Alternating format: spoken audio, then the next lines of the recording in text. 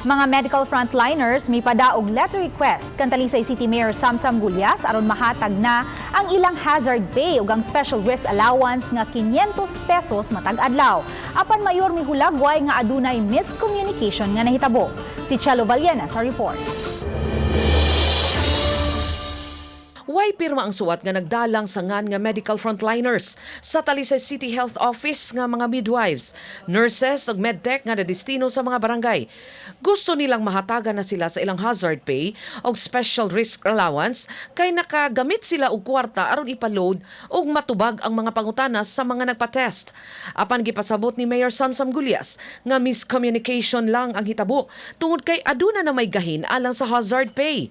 Ubos sa lagda, dili mula pa sa 500 pesos ang mahatag matag adlaw apan mag-agad kini sa pundo sa dakbayan. Mangita pa usab og pundo ang City Hall alang sa special risk allowance sa frontliners. Both. Pero wala LGU ni hatag pag SRA kay giuna si Hazard. Gipahibaw ni noon ni Attorney Rodelyn Navarro, City Administrator, nga musud ang hazard pay sa frontliners karong adlaw.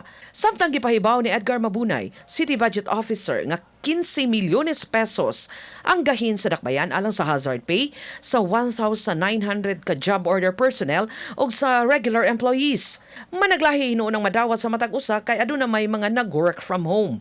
Lakip sa hatagan ang mga tanod o ang taga-disaster. ECQ period na to from April 1 to 30, may 1 to 15, with the certification sa ilang respective department heads, including na sa atong City Health Office, nga sila man dyan pinaka-main medical frontliners na to. Manaka-avail sa kuan kanang amo ang hazard. Pero mao lagi na mabari na mga Mabari ang number of days. pero may na-approve ani sa budget. Kuan almost 15 million. Uban ni Renante Quiñones, Chelo Vallena, Balitang Bistak.